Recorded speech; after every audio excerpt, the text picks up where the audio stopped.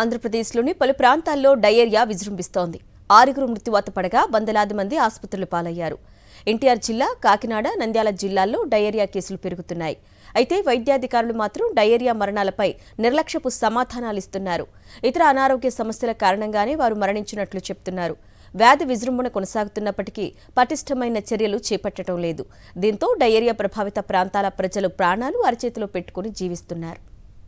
ఏపీలో డయేరియా విజృంభిస్తోంది. పలు జిల్లాల్లో వాంతులు, విరేచనాలతో వందలాది మంది ఆసుపత్రుల్లో చేరుతున్నారు. ఎన్టీఆర్ జిల్లాలో 4, నంద్యాల, కాకినాడ జిల్లాల్లో ఒక్కొక్కరు చొప్పున మరణించారు. విజయవాడ ప్రభుత్వ ఆసుపత్రికి డయేరియా పేషెంట్లు క్యూ కడుతున్నారు. ఎన్టీఆర్ జిల్లా జగ్గయ్యపేటలో 2, గండ్రాయి గ్రామానికి చెందిన 1, బూదవాడ గ్రామానికి చెందిన మరొకరు డయేరియాతో చికిత్స పొందుతూ మృతి చెందారు. జగ్గయ్యపేటలో అతిసారం కేసులు అధికంగా నమోదవడంతో జాయింట్ కలెక్టర్ సంపత్ కుమార్, ఇతర వైద్య సిబ్బంది పర్యటించారు. శాంపిల్స్ సేకరించారు. డయేరియా మృతులు పెరుగుతూ ఉండడంతో మెడికల్ క్యాంపులు ఏర్పాటు చేస్తున్నట్లు జాయింట్ కలెక్టర్ తెలిపారు. ఆయా ప్రాంతాల ప్రజలకు అవగాహన కల్పిస్తున్నట్లు చెప్పారు.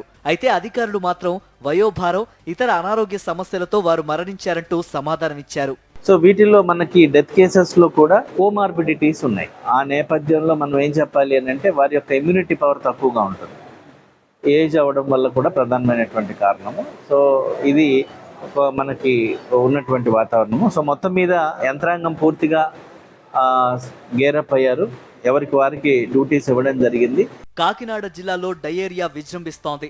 సామర్లకోట మండలం వేట్లపాలెం జొన్నల దొడ్డిలో మంచినీరు కలుషితమై ఒక మహిళ మరణించింది. మరో 35 మంది వరకు అస్వస్థతకు గురయ్యారు. స్థానిక ప్రభుత్వ ఆసుపత్రిలో 18 మంది చికిత్స పొందుతూ ఉండగా మరికొందరిని కాకినాడ ప్రభుత్వ ఆసుపత్రికి తరలించారు. స్థానికంగా ఉన్న చెరువు కలుషితమవడం వల్లనే అతిసారం ప్రబలిందని స్థానికులు ఆరోపిస్తున్నారు. జొన్నల దొడ్డిలో డయేరియా కారణంగా సత్యవాణి అనే మహిళ మృతి చెందడంతో స్థానికులు ఆందోళన చెందుతున్నారు. అధికారులు కనీస చర్యలు తీసుకోలేదని మండిపడుతున్నారు. ఇప్పటికే చాలా మంది వాంతులు, విరేచనాలతో బాధపడుతున్నట్లు చెబుతున్నారు.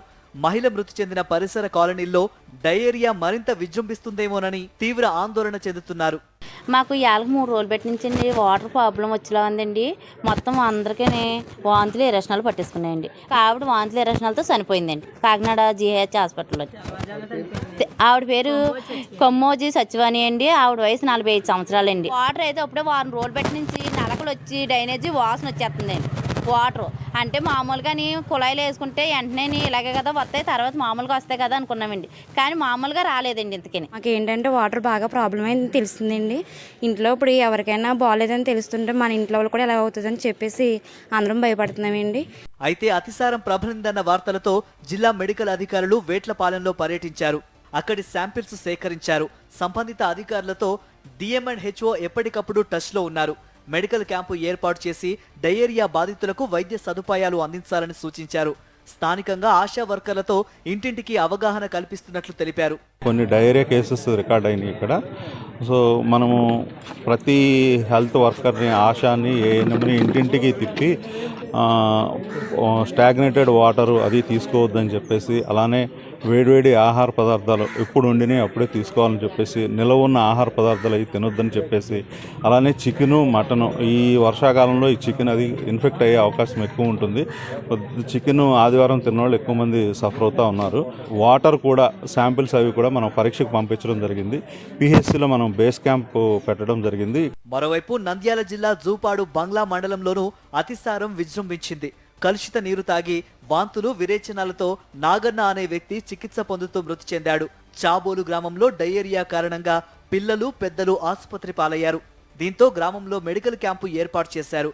గ్రామంలో మంచినీటి ట్యాంకులను శుభ్రం చేయడంలో నిర్లక్ష్యం కారణంగానే డయేరియా విజృంభించిందని స్థానికులు ఆరోపిస్తున్నారు. ట్యాంకులను శుభ్రం చేయాలని ఎన్నిసార్లు కోరినా పట్టించుకోలేదని మండిపడుతున్నారు. డయేరియా కారణంగా మృతి చెందిన నాగన్న కుటుంబానికి న్యాయం చేయాలంటూ ధర్నాకు దిగారు కుటుంబ సభ్యులు, గ్రామస్తులు. ప్రభుత్వం తక్షణమే స్పందించాలని డిమాండ్ చేశారు. అధికారుల నిర్లక్ష్యం కారణంగానే నాగన్న మృతి చెందాడని, గ్రామస్తులు కూడా వాంతులు, విరేచనాలతో బాధపడుతున్నారని ఆరోపించారు. అధికారులపై చర్యలు తీసుకోవాలన్నారు.